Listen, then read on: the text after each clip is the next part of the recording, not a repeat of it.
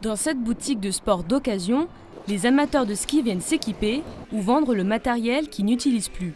C'est la première fois pour Lucie, elle découvre le concept. Tout simplement, en fait, je vais vous dire à mon avis combien ça se vend, combien vous en récupérez, c'est-à-dire le prix de vente moins notre commission. Et si ça vous intéresse, on les met en vente, on les vend, et une fois qu'on les a vendus, vous récupérez de l'argent. Après un coup d'œil sur l'état de la chaussure, verdict. Ça se vend 149 €.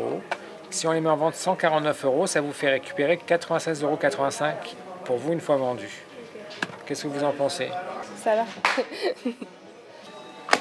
1er mars, fin de la saison, il faut récupérer les invendus. Si Lucie vend ses chaussures, elle récupérera un tiers du prix qu'elle a payé. La bonne affaire, c'est ce que cherche aussi Anthony. Pour baisser la facture, il veut investir dans de la seconde main. C'est la deuxième fois que j'en fais, donc je voulais un peu d'équipement. Je me suis dit que des équipements d'occasion seraient peut-être un peu plus abordables pour les premiers équipements. Ce serait plus ridicule d'acheter quelque chose de neuf si je les casse immédiatement ou si je veux plus faire de ski l'année prochaine. S'il avait acheté son équipement neuf, il aurait déboursé au moins 600 €.